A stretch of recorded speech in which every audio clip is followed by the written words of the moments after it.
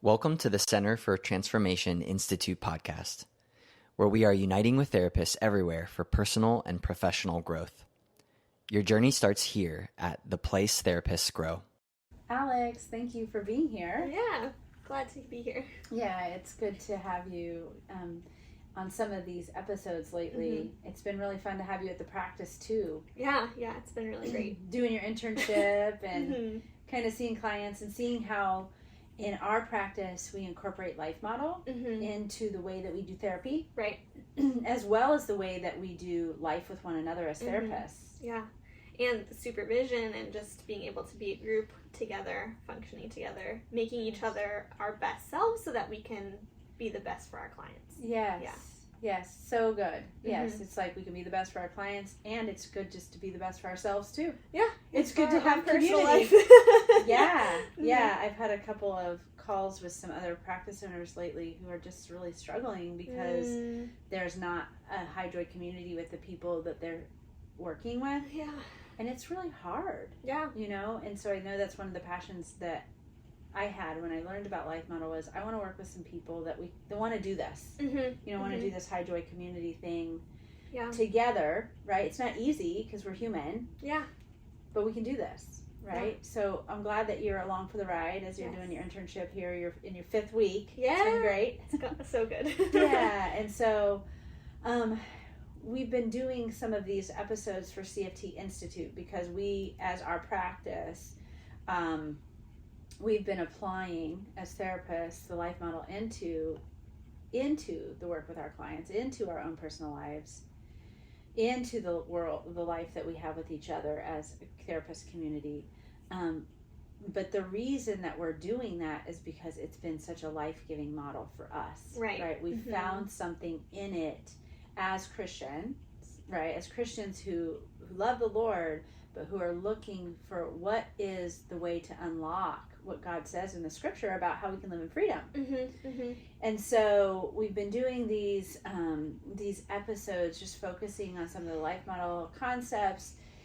And I know a lot of people are listening in, not just therapists, but which come one, come all. We're totally happy for anyone to listen. And our audience, our target audience really is therapists because we're wanting to get these concepts into the hands of therapists so that they can be more readily able to give to the people they serve, because we believe therapists have a high level of influence in the culture.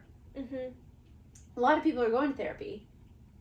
I think in this generation, these millennials and Gen Zs, it's not if you go to therapy, it's who is your therapist. Right. Have you noticed that? Yeah, for sure. There's not as much there's still stigma in some areas, in some communities, but it's so much less of that now. Yes, and you're more a millennial, right? Would you? Yes. Yeah, I'm millennial. Yes, you're millennial, so you can see that in your generation. My generation is somewhat like that, and my parents' generation, no, nobody has therapists, or rarely, Yeah. But yeah, I think that in the younger generations, it's who is your therapist, and so we know as therapists that we have a lot of influence, and so what if we're transformed into our true identity? Yes. And how is that going to impact the culture? Yeah, and I think I was thinking about this earlier when you were talking too, is like there's such a high burnout rate for therapists and counselors because we're dealing with so much heavy things. So if we have a model that is life-giving for ourselves as well, then it's that self-propagating joy, and that allows us to stay in the field longer and do a better job. Yeah, exactly. Yeah. I mean, I'll often say, I don't know if I need to retire. I mean, as long as I have a voice, and I can look at people and be empathic, then, I can do this job, and maybe I'll work less eventually. Right. But there's a sense of being able to continually offer this to people. It's really beautiful. Yeah. So I think the topic of this episode today is going to be the 3 pillars of the life model and what they are. I know for myself, I know you have a life model story. I have a life model story. We all have a life model story. My life model story involves just kind of some personal, generational baggage that was causing depression, long-lasting, long-term, like alexithymic kind of like depression symptoms where I wasn't able to kind of get the traction that I needed to grow into the person that I wanted to be. Yeah. And even though I had experience with Christ, I grew up in church, but then I had a transformational salvation experience at about 13. It was really beautiful. It's up in Colorado, where you're from. Oh, nice. I didn't know that. Yeah. Colorado awesome. Springs, yep. At the Glen Erie Castle.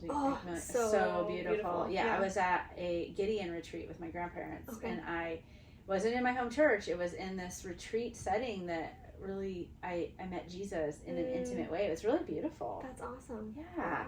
So I knew Jesus is real. I want to give my life to this.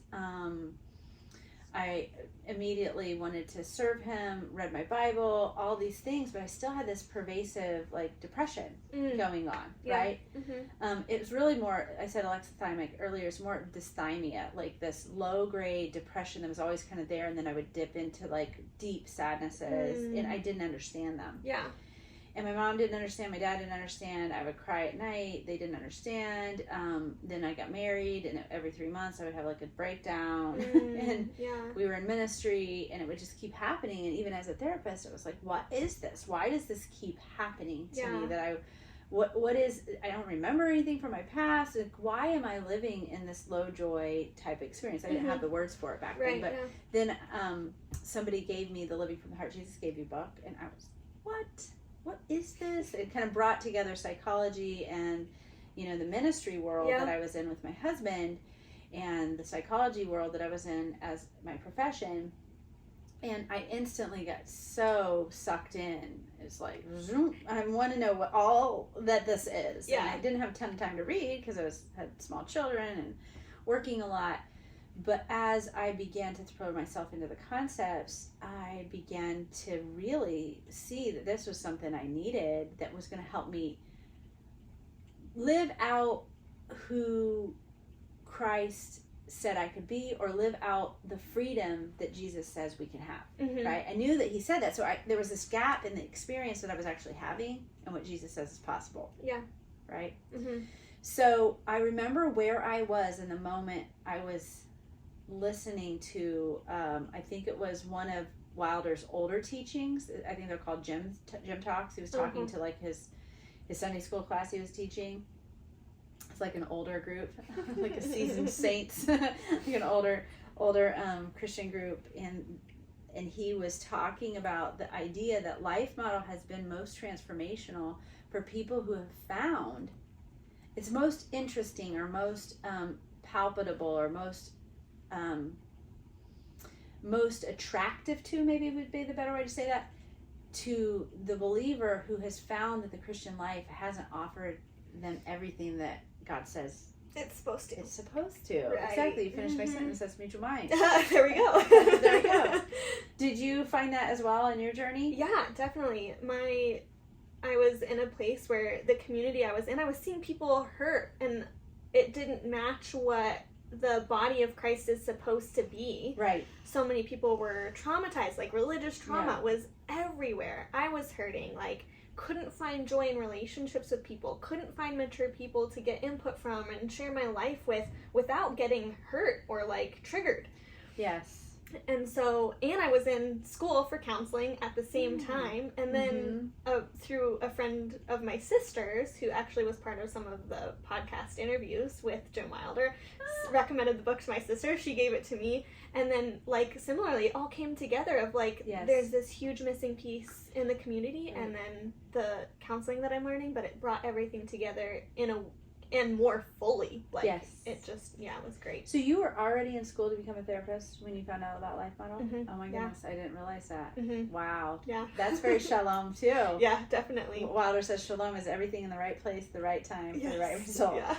Yeah. And it was I think it was close to what I was learning about theories too. Wow. And I was none of these are fitting exactly what I think it is. Scratching the itch. Yeah. Yes. You can really sink your teeth into this stuff, and it is definitely the gift that keeps giving. It's there's more and more and more. And I know when I first grabbed a hold of Living from the Heart, the Teen Challenge Boys Home Director here in Conover, North Carolina, John Steigerwald, he was bussing in the boys to see me at my practice in Cornelius. And he brought this book. He said, here, take this book. I was like, oh, thanks. I have so many books, but thank you anyways, right? And I just cracked it open one Saturday morning. And I was like, what is this? Oh my goodness, this is amazing. And instantly started like taking the concepts and teaching them to the counseling group I was part of then. We had about 12 Christian counselors in a group. We called it Living Well. And they all loved it, and then that gave me the passion to start the group that you're now interning with, Center for Family Transformation, where we call ourselves a Life Model Practice. And that's how you found us. Yeah. Yeah. Well, I reached out to Life Model, and I was like, who's doing this? Like, I need to know what counselors are putting this into practice. I want to learn, because, like I said, everything made sense. So I was like, right. And I didn't have an experience of witnessing people putting it to practice, so it was really what I wanted. So I emailed them, and they pointed me in your direction. Right. Yeah. And now you're here, 5 weeks, and we're off and running. So when I read Living from the Heart Jesus Gave You, instantly started to try to apply those concepts, not knowing this was only one aspect of Life Model. And I know it took me a while to get to the book Joy Starts Here that had just come out. Like, I think right when I was reading Living from the Heart, Joy Starts Here was coming out. And so I grabbed the book, I ordered it online, and back then you could order a kite with it, because there's a kite on the front of the book. So I ordered a kite. I cannot find it anywhere in my house. It's somewhere. I will find it at some point. I have a box with a Joy Starts Here kite in it. But I started reading Joy Starts Here, and in the first couple chapters, we had reviewed this in group this week, actually. In the first couple chapters, you start to see that Life Model isn't just about what Living from the Heart talks about with multi-generational belonging and how to get there. It's about more than that. There are actually 3 pillars. And so we see how those pillars kind of unpack themselves in all the depth of the Life Model. But we've got, the first pillar is multi-generational community, which is a huge aspect of it, that place of belonging with the generations. Right? So it's diverse.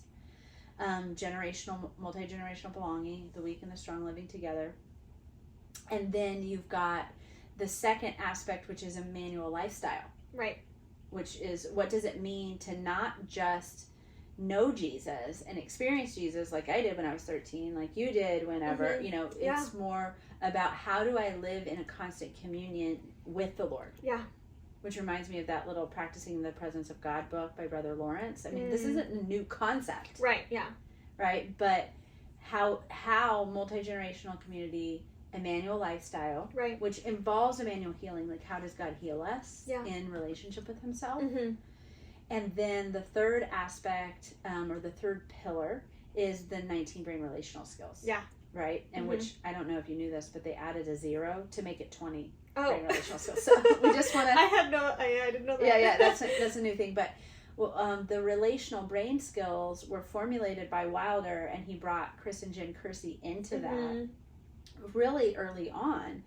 But then those brain skills were developed from what had already been developed by their team with Living from the Heart Jesus Gave You, but also by the study on the live brain with Alan Shore in the mid-90s, or the decade of the brain. So as they pulled all that together, there was recognition Wilder had of, there's actually these skills that are missing in society.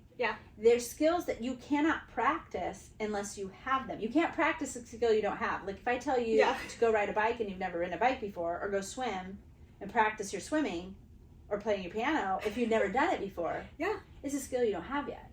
So we're missing, these skills are actually near extinction in our culture. And if someone knows that they don't have the skill, they can go look for it. But most of us don't even know they're missing. We just think, this is how I am. Exactly. And if you've never seen it too, like, you don't know where to start. Even if you know you're missing it, you've never seen it. You've never seen it modeled. And if it's near extinction, who's modeling it? So these are all the things we're going to be unpacking in the coming weeks. You know, into the end of the year, we'll probably be unpacking it more and more. But those are the 3 pillars. Multi-generational community, Immanuel lifestyle, and the brain relational skills. The now 20. The now 20. The 1920. Yes, exactly. And so there are books for each of these things. You know, Joy Starts Here, Transforming Fellowship. It's great curriculum. These authors have really put these things together, and we're benefiting from it. Yes. Definitely. Yes. So thanks so much, Alex, for being with me today.